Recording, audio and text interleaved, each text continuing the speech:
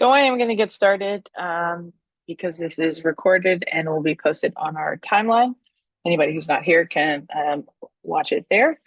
But there's a lot to get through this round. Looks pretty different from previous years.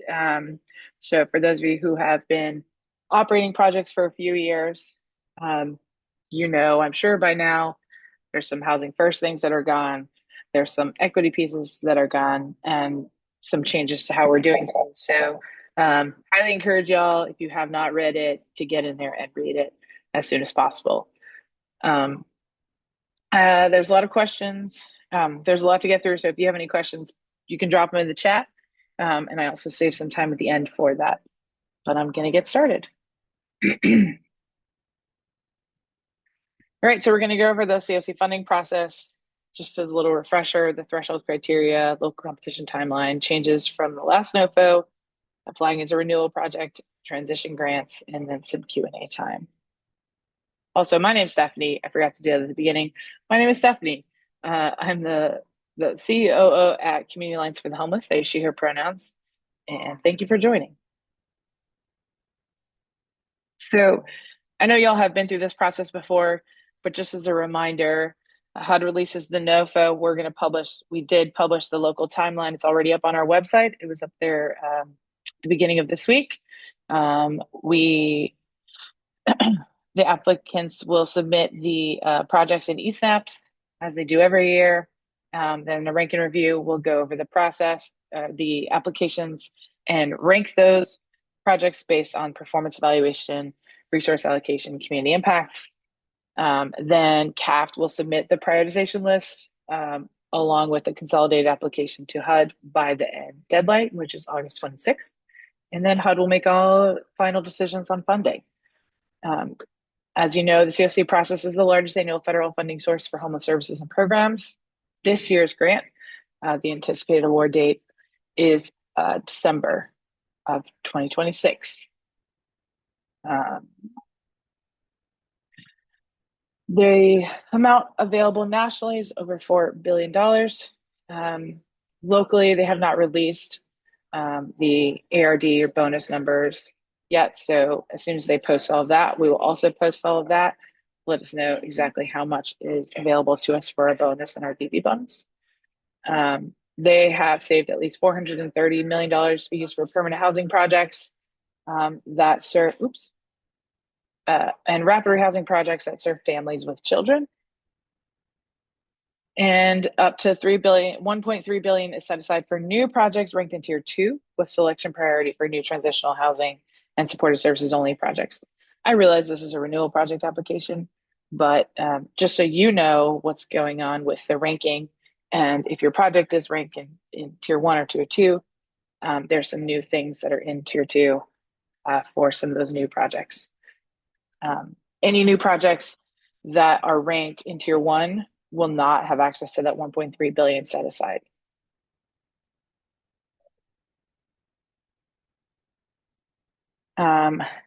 So again, the rank and review committee ranks projects into 2 tiers, and then HUD selects projects based on how HUD ranks individual projects and whether they're in tier 1 or tier 2. Tier 1 projects are awarded just on passing eligibility, quality, and threshold review. Tier 2 projects are awarded based on eligibility, quality, threshold review, as well as the COC score, their ranking, commitment to service participation requirements. This year, our tier 1 funding is 60%, and our tier 2 funding is 40%. So that is an increase of 30% of funds in tier 2 from the last round. HUD is very much trying to make this a much more competitive NOFO and a competitive process. So all of the funds in tier 2 are competing nationally, but they also added more money into that category for new projects. So I'm not sure how it will all play out. For more information on the scoring and tier 2, you can check page 90 of the NOFO. And as you know, once rank and review is complete, CAF submits all the projects to HUD with the collaborative application, and they make all the final say about everything. There's no guarantee that anything will be funded. And that was made very clear throughout this whole process of this NOFO. That may be something that you notice when you're reading it as well. But there's a lot more flexibility in HUD to be subjective in how they are accepting or rejecting projects this year. These are pretty standard threshold criterias. Chances are, if you have a project already, you've already met all these things. But if anything has changed since 2024, which is the last time that we actually went through this process, please be mindful of the threshold criteria. On page 58 of the NOFO is all the additional threshold criteria that's in there. So be sure and check that out before you are renewing your application. Also, this is new that's added in there. Project applicants must also certify affirmatively that they will not engage in illegal racial discrimination, and that they will not operate drug injection sites or safe consumption sites. They will not knowingly permit the use of or distribution of illicit drugs on property under the control and violation of 21 USC 5682, or knowingly distribute drug paraphernalia. This is consistent with the objectives line in section 3B of the NOFA. The certification is not a requirement that project participants must be sober in order to receive assistance, or they must participate in treatment in order to receive assistance, or be evicted or exited from assistance for a first-time violation. So you can read more about this in the NOFO as well, in section 3B, but just make sure that you understand what your organization is committing to.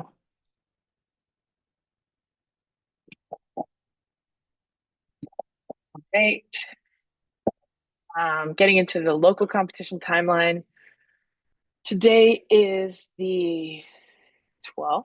We have 3 info sessions today, 9 to 10, 10 to 11, and 11 to 12. For those of you who are just at the last one, some of this is overlap, so sorry about that, but hopefully there's still some different information for you.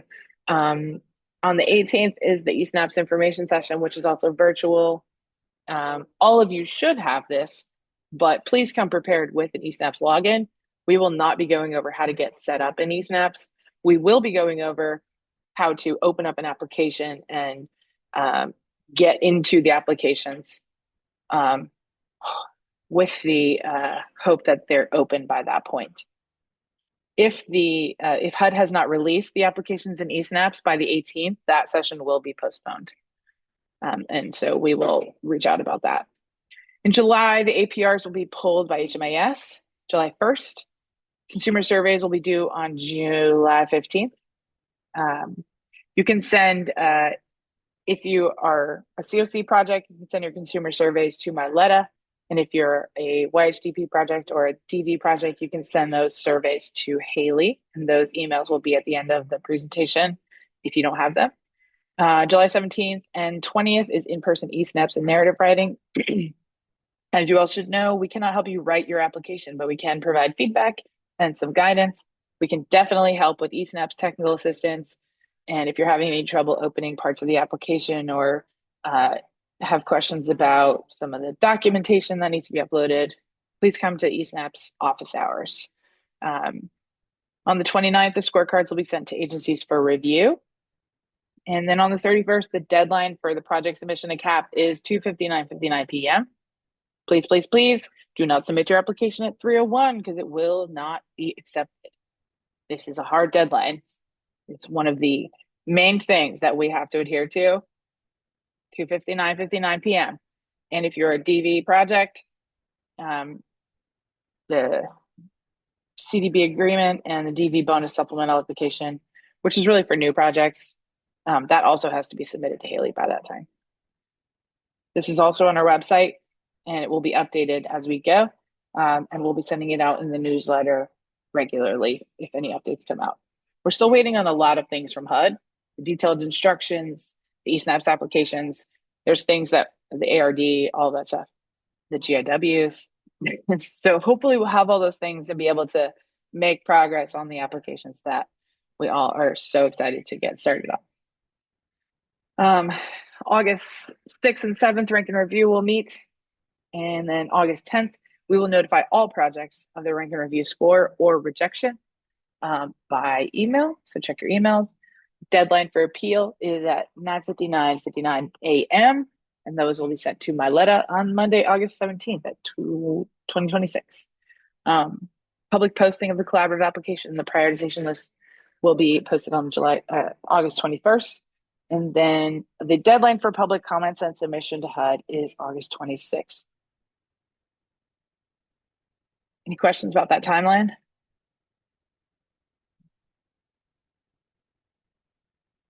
All right.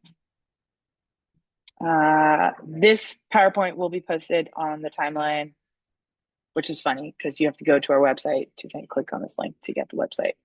That's a little silly, but here we are.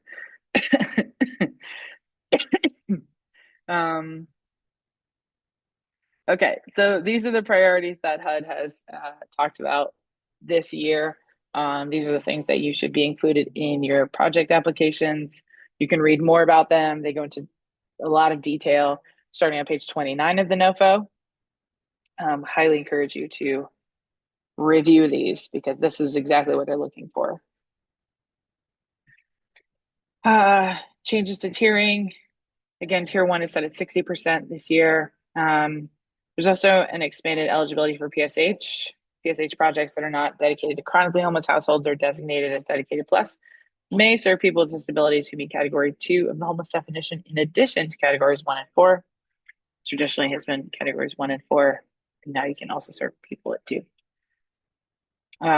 Some other changes are the reinterpretation of self-sufficiency. The main change is that traditionally we've defined self-sufficiently as the ability to live independently and maintain housing with or without assistance. And now they're interpreting it as the ability to meet basic needs, including a place to live without assistance. So that change does change our definition of self-sufficiency for the purposes of these projects. And then, like I mentioned before, HUD has expanded the opportunities for them to reject funding. They've expanded what can be considered in their risk review of applicants to include information from public sources like news reports and new subjective criteria, such as the ability to promote self-sufficiency. It's also for the first time made the results of the risk review alone a valid reason for adverse funding decisions. In addition to the results of the threshold criteria, merit review, and the risk review, HUD may also consider additional factors that provide HUD broad authority to reject otherwise qualified projects for subjective reasons, such as the likelihood that the proposed project will result in the benefits expected. So they're giving themselves a lot of opportunities to make those decisions. There's also new national priorities for HUD. Focus on treatment, service participation requirements, civil commitment, and public safety. Merit criteria provide significant points for COCs that prioritize both voluntary and involuntary treatment and what HUD deems as promoting public safety. This is pretty focused on the collaborative application piece. CAF staff will be reaching out to everyone in our community and trying to get input on how agencies might be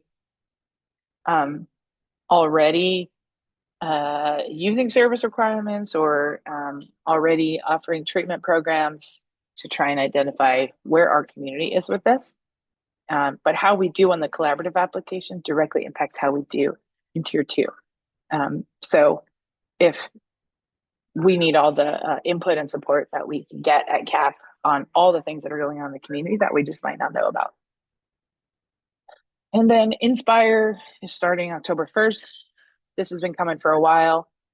So just a heads up that that is going to full effect on October 1st. All right. Projects may apply under the COC program NOFO to continue ongoing leasing, operating, support services, rental assistance, HMIS, and project admin costs if you're currently operating and you have an expiration date in calendar year 27.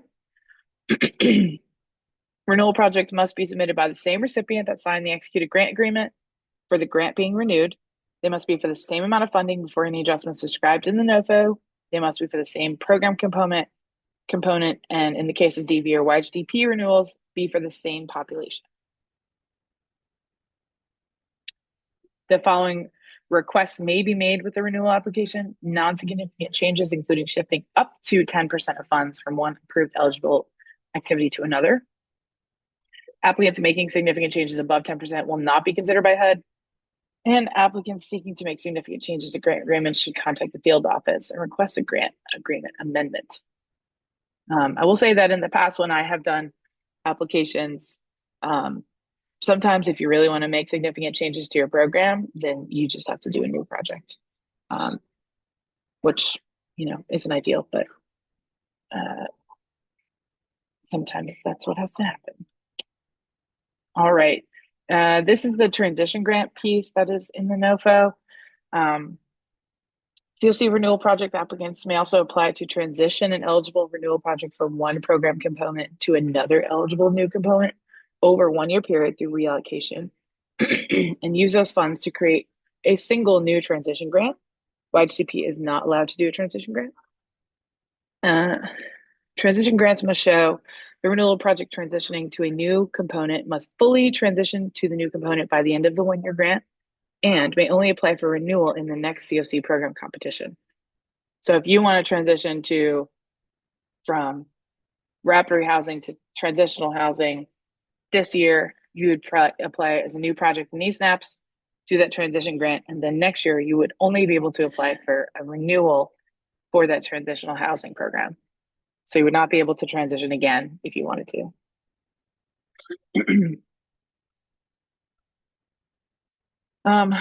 Also, I know this came up a little bit when they had that cap on permanent housing.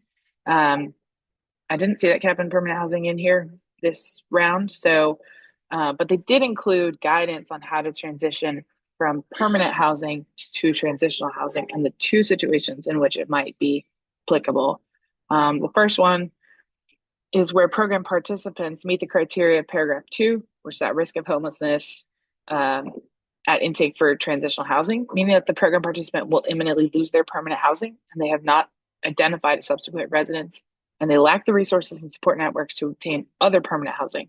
In that instance, program participants may be able to move their PSH or rapid housing project to a TH project. Or the second situation is where program participants meet the criteria of paragraph 4 of the definition of homelessness. This means that the program participant is experiencing trauma or violence related to or fleeing or attempting to flee domestic violence, sexual assault, stalking, or other dangerous, traumatic, or life-threatening conditions related to the violence in their current housing. The program participant must have no other safe resident and lack the resources and support networks to obtain other safe permanent housing. They did release a document with guidance on that. That is linked in this PowerPoint as well. So if this is something you're considering doing, highly recommend reviewing that and making sure that you understand what the process would be. Right. As a reminder, all program participants are referred through the coordinated entry process. This is not optional. This is not negotiable. This is a requirement from HUD and through our local consortium. So please make sure your projects are utilizing coordinated entry for matchmaking to fill their openings. Okay, additional requirements for renewals. There's a lot of sections about this, talking about how if you've had projects before, you must have had satisfactory capacity, drawdowns, and performance for existing grants funded under the COC program. And they're looking at timely reimbursement of subrecipients if that's applicable, regular drawdowns, and timely resolution of monitoring findings. They are reserving the right to deny a funding request for a new project if the request is made by an existing recipient that HUD finds to have significant issues related to capacity, performance, unresolved audit, or monitoring, or does not routinely draw down from ELOCs at least once per quarter. HUD also reserves the right to withdraw funds if no APR is submitted on the prior grant. So make sure you're doing all of the things that you need to be doing for your current grants, which you all are. So we have a great community and great partners. All right, here's some more resources. The recording and slides will be posted on our website. Here's a link to the HUD Exchange and the eSNAP toolkits. And thank you.